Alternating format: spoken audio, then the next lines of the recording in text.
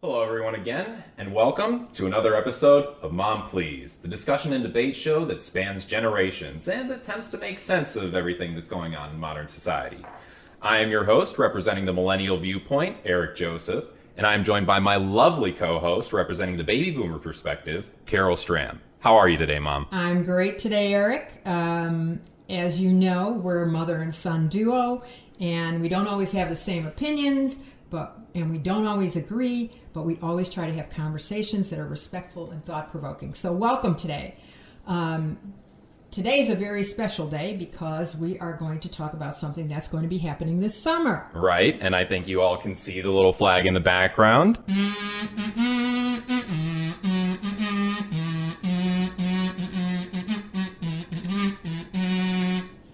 We're going to be talking about the Olympics. Great. Particularly the Summer Olympics this time. Yes. And first off, welcome to our Olympic Village. It's very festive this month. Yeah. You can see that Eric and I all have our own medals here. Did you medal in something? Is this actual? Oh, cat! Hey, bud, you gotta get out of here. Sorry, guys. What did you medal in? Maybe the cat medaled in something. Maybe. So anyway, when I was a young girl, my parents, we would go to the annual picnic at our church every year, and my parents would compete in the egg toss. Okay. And my parents consistently won that every year. Every year. Oh, wow. And that's the game where you toss and then you get further and further. Try not to break the egg. Basically, it's because my mother was a very, very good softball player as a kid. Okay. So as I was coming up, they had a teen version of that, and I did that with my then boyfriend and also won. Oh, fun. So I would have medaled in the egg toss. For me, I love food. And so I would have medaled in competitive mukbang eating. You know, just shoving spaghetti in my face and stuff, all that. So that'd be fun. But I think what we should probably start off is introducing our viewers to the Olympics itself with a bit of a brief history of the games. Do you think that's good? I think that's a good idea. So the Olympic Games has a history dating back well over 2,000 years, almost 3,000 years, with the first ever evidence dating back to 776 BC, when the Greeks began measuring time in Olympiads, which is the amount of time between each instance of the Olympics. They would generally tend to hold these every 4 years. They were held in honor of the god Zeus. And also, this is interesting, there were the Delphic Games, which happened alongside the Olympics, which featured events in music, poetry, singing, and theater. Right. And so this kind of intrinsically links the disciplines of sport and culture here. And it's kind of very important to the idea of the Olympics. The games were held for about 1,000 years until the year 393 AD, when the Roman Emperor Theodosius I banned the games for religious reasons, stating that they encouraged paganism. I was going to say paganism. Yeah. So that lasts for like 1,500 years until 1894, when the games were revived. And I think you went into a little bit of research on when that happened and how that happened. Right. And in 1894, the games themselves an Olympic Committee was formed in Europe. And they decided to promote the development, physical, mental qualities of people in sport, educate young people, create friendships, build a better, more peaceful world, and provide goodwill, and brought these athletes together. Yeah. So the first games, after they get together in 1894, the first games happened 2 years later. Okay. So 1896, the first games happened. Right. And where were those held? Right. Those were held in Olympia, Greece. Okay. So, And that's the tradition that Olympia was the place that they would be held. Okay. And I think it's important to note that at the time, women didn't compete. Right. Okay. And they had in Paris in 1900, women competed for the first time. Okay, so the very next one, women got to right. compete. So tennis, sailing, croquet, equestrian events, and golf, but only golf and tennis were just for women. So the women were competing with. So they had to compete with men in these other events. At that time. That's tough. And of course, now we know that the participation rate is just crazy. Yeah. Women are 49% of the athletes that go. And so I think that's exciting. I think you had some notes on the 1904 Olympics in St. Louis. Oh, yeah. So I mean, first off, that's got to be like by far the most cultural thing that's happened in St. Louis Since ever. Since ever. Yeah. So the games were held in 1904 in St. Louis, Missouri, and this saw the first ever distribution of medals, with gold being for first place, silver being for second place, and bronze being for third place. In 1908, the next Olympics, this is funny, I think, the distance of the marathon event was standardized at 26 miles and 385 yards. And the reason for this was not due to like some guy in ancient Greece running a really long distance, the story of Marathon. Right. It's because this was the distance between the starting line at Windsor Castle and the finish line inside the White City Stadium. And that's it. That's the whole reason. That's the whole reason that a marathon is that really odd 26 miles and a little bit, or 42 kilometers and a little bit. Right. So that's kind of funny. In 1912, the Olympic Games in Stockholm were the first to feature representatives from all 5 of the countries represented by the rings. All 5 of the continents. Or all 5 of the continents represented by the Olympic rings. And that would be the Americas together as one continent, Europe, Africa, Asia, and Oceania, which is, I think, Australia, maybe Japan, Indonesia, like these countries. Anybody surrounded by a lot of ocean. Yeah. Anybody who's kind of down in that Southeast Asia area is surrounded by a lot of water. Okay. So there's some things interesting. The 1916 iteration of the games was not held due to World War I. Everybody was too busy fighting each other. Mm-hmm. The 1924 games were held in Paris. So that's interesting because now, 100 years later, they'll be held again in Paris. Right. But this was the first Olympics to feature a construction of the Olympic Village, which is traditionally where now the athletes lodge during the duration of the Olympics. Right. In 1932, the Olympic Games at Lake Placid featured the first woman to be a flag bearer for an Olympic delegation. And this was the British figure skater Molly Phillips. Okay. In 1936, and this is kind of a big one, these games were held in Berlin during the Third Reich or pre-Third Reich Nazi Germany. Yeah. And they were used as a significant propaganda tool to boost the profile of Nazi Germany. And this isn't the first... Well, this might have been the first time, but it isn't the only time that the Olympics have been used as a propaganda tool to boost the elevate the status of the host country.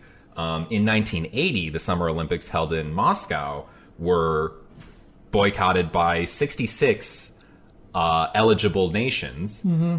Only 92 nations showed up, and there was significant criticism here also of steroid usage, and it featured the first instance of an athlete using blood doping. Wow.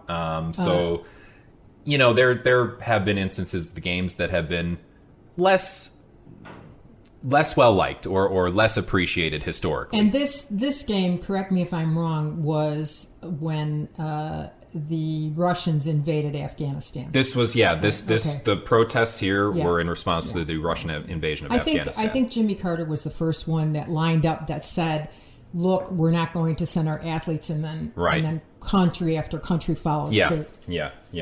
In 1940 and 1944, the Olympics were not held due to World War II. Mm-hmm.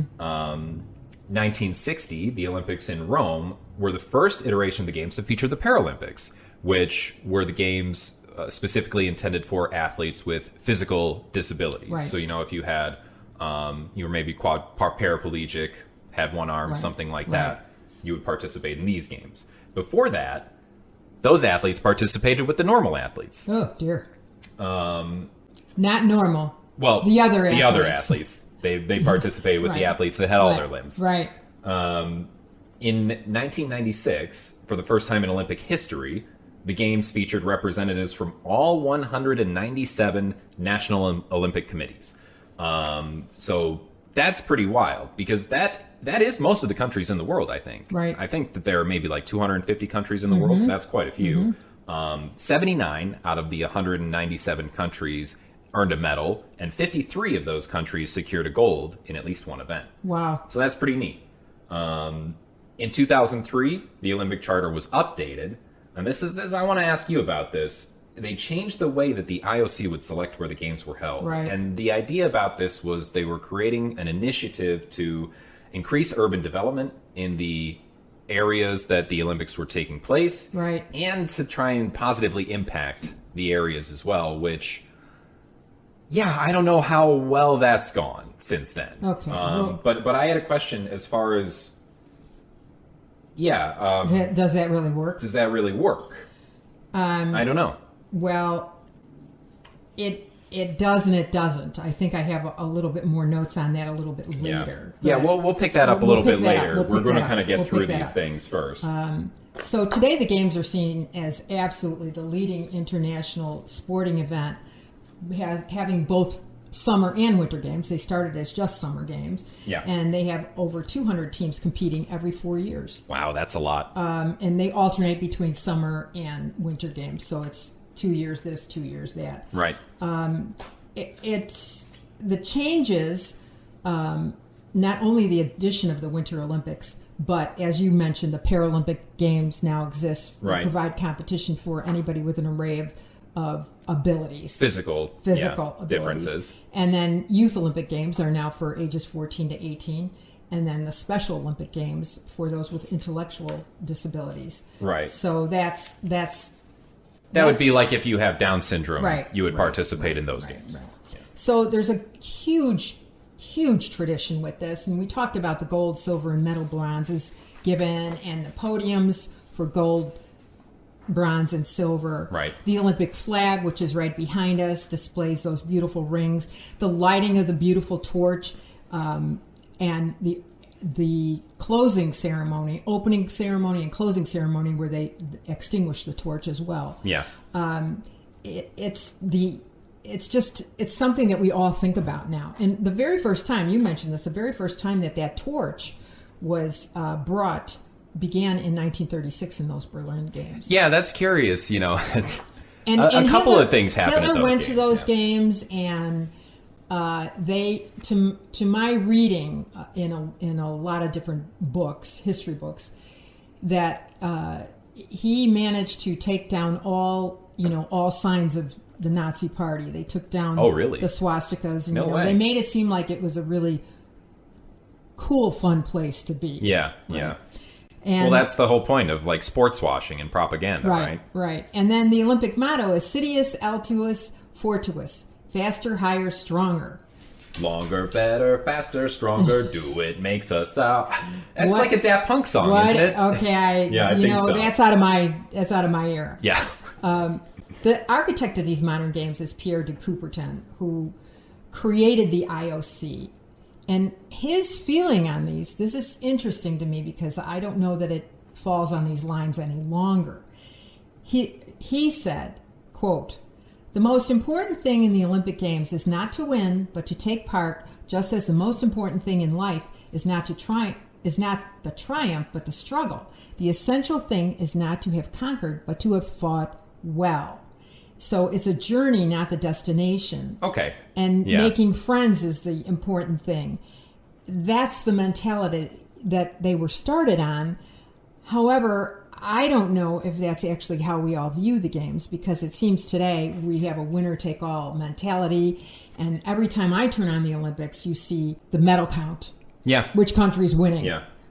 Yeah, I'm not so sure that we still feel that way about it, because it does seem to be about how many medals have we won Right. versus how many has China won, or how Right, many has Russia right, won, or right. something like that. And then the Olympics traditionally were a competition for strictly amateur athletes. Yeah. And several athletes early on were stripped of their medals because they were being professionally compensated. A great Right. example of that is 1912, Jim Thorpe, U.S. winner of the pentathlon and the decathlon. is stripped of his medals because in the United States he plays semi-pro baseball, which he is compensated for. Semi-pro baseball, even And he's compensated for it. Yeah, that's. So Did the IOC ever go back and reinstate those medals? yes, They did. 110 years later, in July of 2022, Yeah. they reinstated his medal. So he never saw them reinstated. Yeah, wonderful. And then, as we talk about professionals and amateurs, in 1952, the USSR Yeah. becomes the USSR, the Soviet bloc of countries, and they are around and they dominate the Olympics from 52 until their divestiture in 1991. Yeah. So a USSR amateur athlete was somebody who had a very, very Amateur. part-time job Yeah. and trained all day long. Yeah, so they had like state-supported training. State-supported and funding, training essentially. facilities. Yeah. And That doesn't seem very amateur to me. right. So following the USSR in 1970, the Canadian Olympic hockey team withdraws from the competition because they say we can't compete with the amateur athletes from the USSR. So That's wild because isn't Canada typically like a hockey powerhouse year after year? I think they're very good. I think they're very, very good. Of course they are, because hockey half of the National Hockey League in the United States is Canadian. Yeah. So following that, in 1992, when they disband the USSR and all those countries start competing on their own as their own entities, the IOC determines sport by sport if professionals can participate in the Olympic Games. Okay. And you remember, of course, 1992, the Dream Team in basketball. Yeah. Which has every fabulous player you'd ever want on a team, including Michael Jordan, Scottie Pippen, and so forth. Yeah. So That was a great team. They were fun to watch. Well, I mean, I'm sure they were. I was 3 years old at the time, so I don't remember. But I'm sure that they were great to watch. yeah. And so there is, across different sports lines, some are amateur, some are professionals. Okay. I think because I'm surprised that with the downfall of the USSR, that we can't go back to amateur status. I think that's one of those things where once you crack the can open, You can't it do it doesn't anymore. close Right, anymore. right. Yeah. So today the games consist of 35 sports, 30 disciplines, 408 events. Wow. Summer games, 26 sports, winter games, 15. Let's talk a little bit about the lineup of sports. So Okay. athletics, which is track and field, Yeah. and fencing, artistic gymnastics are the only programs that have been at every single Olympics. Okay. Well, that's interesting. Artistic gymnastics has been at every single Olympics. Yeah, I know you don't really. And actually, no, I'm okay with artistic gymnastics. I just don't want to see rhythmic gymnastics ever, because okay. I think that's the people who can't do artistic gymnastics. They can't do actual gymnastics. Right, Real. Right. Sorry, rhythmic gymnasts. Sorry, I'm sure Sorry. I made somebody mad there. Cancel us. Right. So, or don't. The athletics, fencing, artistic gymnastics, we also have a whole host of, track and field, which is supposed to look at your speed, endurance, and strength. Yep. The modern pentathlon, that changes all the time because they have 5 events. Okay. This year, it's riding a horse, fencing, swimming, running, and sport shooting. Yeah. I just don't know. Okay, so I didn't know that this was an event either until this year. And the only reason I know about it is because me and my wife watch a really obscure Korean variety TV show called Gentleman's League. And one of the guys on that show is a modern pentathlon athlete. Okay. And he's an interesting guy, let's just say. So maybe, all the kids that wake up one day and are like dreaming and they're like, what do I want to do with my life? Oh, I'm going to be a modern pentathlete. Okay, so Maybe they're interesting guys. And again, there's gymnastics, which has the artistic, the rhythmic, and trampoline. I personally love watching the side-by-side trampoline, the synchronized trampoline. Cycling, road, track, mountain bikes, BMX competition, tennis, singles and doubles. Sport climbing, I don't even know what that is. I think it's like rock climbing. So I think it's similar to rock climbing, but I think it's two people side by side and they are racing up a rock face Can they or fall? the cliff. Well, yeah, but they got They have harnesses. They have okay. harnesses on. They're not. Yeah, it's not a dangerous thing. It's like speed climbing. It's Okay. like race climbing. Okay. And then new this year, we have surfing. Yo, what up, So bro? bring on your mahalo, Yeah. you know. Skateboarding. Nice. Now, I've seen the national championships in skateboarding, and the person who falls the least ends up getting the medal. You know, they say go big or go home, so I think all of them are going very big. And then synchronized swimming is now referred to as artistic swimming. Okay. And this year, a man tried to qualify for a spot on the U.S. team and was rejected. So that's females only. Huh. Although, again, I know they have incredible lungs, and it's very, very hard what they do. Yeah. I just don't know about that. I don't know about watching it myself. And then there's the whole list: swimming, archery, equestrian events, soccer, Yeah. table tennis, water polo, weightlifting, wrestling, yachting. Yeah. I personally like there's two sports I can play at home, which are ping pong and Yeah. badminton in my vernacular. Those are good. Those are fun. New this year is break, which is break dancing. Oh, no way. So I can watch my favorite B-boys and B-girls get up there on the stage and spin around like a fidget spinner. I don't know. I'm going to lobby for the next thing should be tap dancing. Oh, yeah. Or maybe even Irish dancing. I don't know. Hey, you could bust out the old tap shoes and you could see if you're still good enough to qualify. Yeah, I could if they put it age classed, Yeah. you know.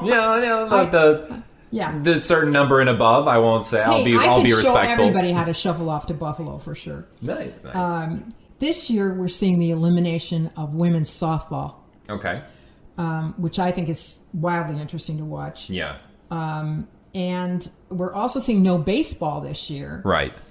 And Rob Manfred, who's the commissioner of the MLB, he's happy about this because he thinks that the Olympics are very disruptive to his season, which Yeah. is primarily a summer season. I think whenever it gets to these international competitions with these sports that have very prominent major leagues that the athletes are all participating in, the front offices hate when Right. they have to send the players to Right. these competitions Right. because it might be in season. They might have to give up the player might get injured. There's a whole laundry list of reasons why they don't like that. Right. Yeah, so I can understand why baseball might like it. Now, Although, honestly, I would think that, again, there's enough amateurs in baseball to be able to have national teams sent. Just my thinking. just of like minor leaguers, bunch of minor Yeah, leaguers. right. Yeah, maybe. You know. But don't fret, because baseball and softball will be back in 2028. That's good. That's good. There's no karate now. Karate just debuted in 2020.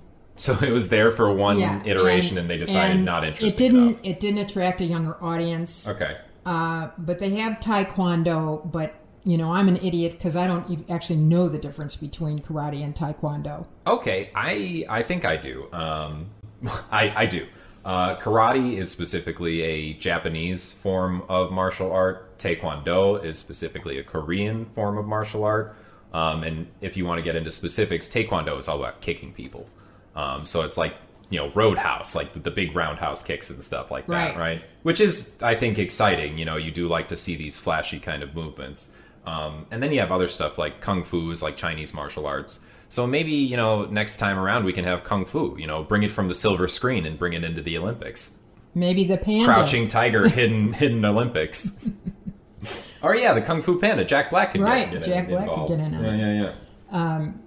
So we talked about a bunch of the sports that do end up in the Olympics or have ended up in the Olympics this year, and you just mentioned that karate got taken out. Right. So clearly sports get shuffled around. How does that happen? How does that get So decided? the IOC, the International Olympic Committee, which is comprised of national Olympic committees along the way, Yeah. they need 2/3 approval to include or exclude a sport. Okay. And they, of course, are the governing body. And again, they're made up of all these national Olympic committees. Right. And the IOC, which was formed by our guy Pierre de Coubertin. in 1894, has a membership that consists of 105 active members and 45 honorary members. Okay. It consists of people who are athletes, who are interested in the games, Olympic stakeholders, worldwide Olympic partners, Okay. and broadcast partners. So see right there, if something doesn't have a broadcast value, it might get cut. It's going to get cut. Yeah, it's going to get cut. So the IOC itself plays a crucial role in fostering unity, autonomy, and the pursuit of equality in sports, and safeguarding clean athletes and the integrity of the games. Yeah. That's sort of interesting because even their own oath says, if you are a member of the IOC, you have to agree to this oath. I will always act independently of commercial and political interests, as well as any racial or religious consideration. Yeah. I will fully comply with the IOC Code of Ethics. I promise to fight against all kinds of discrimination and dedicate myself in all circumstances to promote the interests of the International Olympic Committee and Olympic movement. Now, there's a little bit of problems there because they've had some history. You know, over the years, as rich and steeped as this is in history, the Olympics, there's been corruption. Right. There has been cheating. Yep. There's some problematic behavior. Oh, yeah, definitely. I mean, there's even been violence, you know? Right. Yeah. So, for instance, as early as 1992, an Olympic historian, Bob Barney, studies the entire Olympic process. Yeah. And he doesn't actually say that there's corruption that exists, but he says that there's issues with accountability. So, like, this arm of the IOC doesn't know what this arm of the IOC is doing necessarily. Right. And there's issues with the bidding process. Now, a typical city will bid anywhere from 7 to 9 years in advance of when they would get the games. Okay. And Makes sense. They got to prepare for it. right. And there's been problems with that process. In 1999, Nagano in Japan spent $14 million Wow. entertaining 62 IOC members and associates. Man, I hope they took them to some nice places. Nagano denies these allegations, but destroys all the records. Oh, yeah, because, like, innocent people destroy records all the time, right? Right. And then in 2002, Salt Lake City wants the bid, and they provide the IOC members with gifts. Mm-hmm. And so 10 members were expelled from the IOC because they took gifts. Okay. So the IOC puts out new term limits, age limits. I don't understand this. They actually limit the dollar amount on the gifts that you can get. Why should you get any gifts? So they're like, yeah, we're getting gifts. It's fine, guys. Don't worry about it. Yeah. And then that's pretty rough because it disadvantages any poor nation, right? If you're not rich enough to give a gift, then you know. If you're just hanging on to try to make that bid, right? Yeah. And then they added 15 former Olympians to the membership, which I think is good. I think it's good to have Olympians. Yeah, I think it's good to have people who participated in the event to actually help them decide things about the event, to hear what's happening in the room. In 2004, the BBC Panorama documentary "Buying the Games" was about members of the IOC were approached by this consulting firm, which was the documentary people. And the consulting firm said to them, "Hey, what will it take for London to get the games?" And the IOC took a meeting with them. Several members took a meeting with them. Yeah. And several of them said, well, we need big payoffs. Explicitly just said, this is what we need. This is what we need. We want money. We want favors. And for the right fee, we can arrange this. Yeah. So this became a big deal, and all those people got booted from the IOC. That's wild. So that's... Though I guess that does mirror kind of whenever you have these sporting bodies that govern these larger competitions that can, select a certain place to go, you hear about corruption all the time, like the World Cups. The soccer World Cups have had issues with FIFA and corruption in their bidding process for decades now, Right. it seems. So Right. this seems to just happen. This Yeah, seems to happen. it seems to fall in line. Yeah, yeah. And then there's other controversies. I think you wanted to talk about the 32 Summer Olympics in Los Angeles. Yeah. So in 1932, these are a couple of other controversies that kind of go hand in hand with what you were saying. In 1932, in the Summer Olympic Games in Los Angeles, 9-time Finnish Olympic gold medalist, I'm going to probably butcher this, Paavo Nurmi, was found to be a professional athlete and was banned from running in the games. However, the main orchestrators of the band were Swedish officials. Oh. And the core of the IOC bureaucracy was very Swedish, as well as the current sitting IOC president, Sigfrid Edstrom, which also butchered, who claimed that this guy, Nurmi, Paavo Nurmi, had received a little bit too much money in travel expenses, in paying for his traveling, which, I mean, that seems really weak, Right. especially when you're talking about a 9-time Olympic gold medalist. This seems very much like an intercountry rivalry, Right. Because later on, after the pleas from the other entrants of this event, this guy competed in marathon. He wasn't allowed to compete in the games, even though the other people wanted him to compete. All the other competitors wanted him to compete. So Finland decides, hey, well, you know what? You're going to do this. We're not going to participate in our annual friendship games for like 10 years. So until 1939, the traditional Finland-Swedish athletics competition that they held every year wasn't held. Because Finland And felt that like... hurts the athletes. Yeah, oh yeah, that definitely hurts the athletes because you know that as an athlete, you want to be given every opportunity to perform at the highest level Right, of your and you have a sport. limited window. Right, yeah, and you have a limited window to do it, and 7 years, Yeah. that's like half of a person's athletic career, right? In 1988, in the Summer Olympics in Seoul, South Korea, there was a highly controversial 3-2 judges decision in a boxing match in which South Korean boxer Park Si-hun defeated American Roy Jones Jr., despite Roy Jones Jr. landing 86 punches compared to Park's 32. So afterwards, there was an internal investigation. So that means the IOC investigated themselves. Okay. And it was found that all 3 judges, all 3 of them who voted against Roy Jones Jr., had been bribed by South Korean officials. Lovely. So, there's something else. And that's not entirely surprising because there are also allegations surrounding the 2002 World Cup that was held in South Korea, that South Korea famously made it to the semifinal in, that, maybe some of the things that happened in the games that South Korea played weren't entirely above board, up, yeah. on the up and up.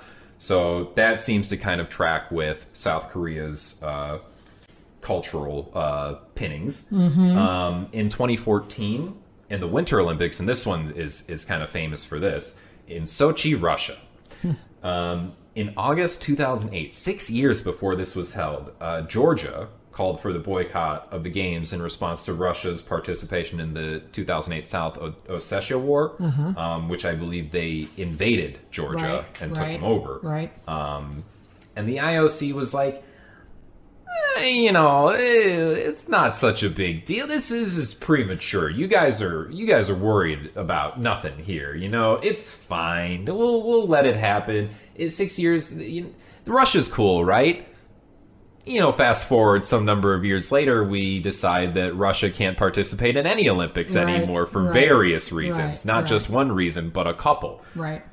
So maybe back then they should have thought a little bit harder about that. Right. Another thing that happened at the Sochi Olympics was there was significant, or reports of significant government corruption with immense cost overruns. And now the Olympics usually does overrun its cost by some factor of like 1.5 times. Right. But listen to this. The budget of the 2014 Sochi Olympics originally was $12 billion. With everything involved, all the factors that ballooned the costs of the event up, it became a total budget of $51 billion, which is way more than 1.5 times 12, right? Yeah. So clearly, some palms were greased there. Some things were happening back rooms. Some construction firms used to build the stadiums were giving them nonsense numbers, probably, all this stuff, right? So there's absolutely been numerous allegations of all sorts of corruption. This Olympics was also where the first instances of the Russian state-sponsored doping campaigns were brought to light. Right. And a report published by Richard McLaren, or two reports published in 2016, claimed that between the years of 2011 and 2015, over 1,000 Russian athletes in various sports benefited from this state-sponsored doping cover-up. Right. And if you guys, audience, you want to learn a little bit more about that, there's a really, really great documentary, and I might have mentioned it on this podcast already. The Icarus documentary starts off as, you know, just a story about a guy who wants to see how much doping there is in amateur cycling, and eventually transforms into this entirely crazy story about the Russian anti-doping scandal, or the Russian doping scandals of around that time frame. So if you want to learn more about that, check out that documentary, Right. Icarus. Award-winning, very, very good. So there's been other stuff that's happened at the Olympics too that's not necessarily corruption-based, but controversial. Right. As all get out. Right. Like, So in 1972, that was considered a very pivotal year because that's when the Munich massacre happened Right. in the Olympic Village, where the Palestinian organization Black September infiltrated the village, and they killed 11 Israeli athletes and one German police officer. They demanded the release of 234 Palestinians by the Israelis. And this really put a very negative spin on the Olympics themselves. I mean, I could imagine. Yeah. And yeah. it was like they were at their all-time low. Yeah. The interesting thing to me about this is all this talk about non-political, and then something massively political happens. and something wildly political Yeah, happens. yeah. And it has no place there. Right. But I think it's, you know, the only way people feel they can get attention. These fringe groups. Yeah, Whatever. yeah, I think you're right. I think you're right. They need eyes on them, and Right. that's a massively televised Right, event, so they're right. going to get those eyes. And then the debt for host countries at that time was so insurmountable. It usually took 3 decades for them to clear that debt Wow. from hosting the Olympics. Yeah, so the Olympics was bad news for the host Yeah, country it all wa- around, it just basically. was, you know, yeah. it was big money, you know, down the drain. Great while it's happening, but then we're in debt for a long time. Yeah, yeah. So Peter Ueberroth was the president of the U.S. Olympic Committee at the time. He really sat down to try to solve this issue, to make the Olympics profitable, inclusive, and entertaining. Okay. Okay. And he began to sell exclusive sponsorship rights Yeah. to select companies. So he takes a company like, Smart. you know, Coca-Cola. Coca-Cola or is a something great like example. that. Nike, Yeah, Adidas. right. He takes a company like that. They pay, they're called the Olympic Program, TOP. Okay. So the top companies pay $50 million for a 4-year sponsorship, and they can use all of the Olympic iconography. Oh, so like the And- rings, they can and slap they can it on use, They their can put it on all their products, They, they yeah. have unlimited usage of that Okay. during that period. You can use all the symbols of the Olympics. Yeah. And at the 84 games, this top program resulted in a profit of $225 million.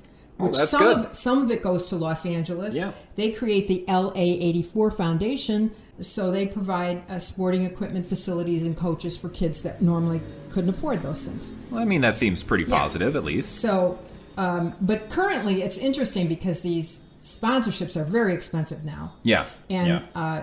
As an example, Toyota, which I've already seen them with their notification that they're pulling out, participating, or they're participating this year, but they're dropping out because Right. they are unhappy with how the dollars have been spent, citing it felt short of supporting athletes and promoting sports. Okay. And that's an $835 million sponsorship. Wow. So So that's that $50 million for 4-year membership is not $50 million Yeah, for not 4 in- years in anymore. 84 Clearly, it was. Yeah, In yeah, 84 it was. clearly. So Wild. Ueberroth continues to market the Olympics. He Yeah. decides, even though they've been televised before, they've never been televised in a way. You know, a segment on the news would show some of the Olympics. Some guy Somebody won the right? gold medal in this But event. Yeah. they create television contracts, media contracts. He secures deals lucrative deals. Right now, Yeah. NBC has the TV rights until 2032. Okay. And they are paying $7.75 billion for those rights. Billion with a B. Oh, Billion, man. yeah, billion. Jeez, so And- this is huge money. This It's big is money. huge It's money. big money. And that marketing transformed the games as the premier commercial Yeah. sporting event. Right, And right. now the cost of the Olympics is borne by the host cities, the national governments, the sponsors, the top sponsors. sponsors, Yeah. and the broadcast incomes. And the IOC just takes 10% of all that profit. Seems like a good deal for them. Oh yeah, it's a great deal. They're Yeah. they're not doing any of that. Yeah. And it's estimated that the average, you talked about the outrageous cost Right. of the Olympics. Yeah. But normally they're about 5.2 billion. Okay. But A little that- bit better than the 50 billion Right. that's so But that doesn't include all the infrastructure costs that they have: roads, rails, airports. right, because they do have to build all that Right. stuff And to as make you sure. said, Yeah. their overruns are always higher, much higher, like about 156% of the budget. Yeah. So, and it's funny because, like, I think about the Olympics coverage, the new coverage on TV, the modern coverage on TV, and it is so commercial now. Yeah, it is. I just personally just want to watch the games. Now they do all these profiles on every athlete, not in the U.S., not just American athletes. Yeah. They They find somebody interesting. Like, who was that guy who was the flag bearer, the barrel-chested black guy who was like dancing? I think he was one of the Island Nation committees from the last iteration of the Olympics. He was all over the place. Right. But I do think you say that you want to watch the I just wanna events watch with the the games. athletes and you don't want to see all these profiles. Right. I'm going to counterpoint that with, I think a lot of people like to see the profiles on the athletes. I think a lot of people like getting a look in to the person themselves, because if you think about some of these other sports that have tried to do this, Formula One increased its U.S. viewership hugely through the Drive to Survive Netflix series. And that's basically almost entirely about these drivers and what they're doing, their profiles. It's very little about the races themselves. So I think that's what sells. I think people are really into that. So you think they want the connectedness to the athlete, you want yeah. to know their personal journey. I think people want to know the journey of the athletes. People like when they see like an underdog story or somebody overcoming hardship or something like that. Right.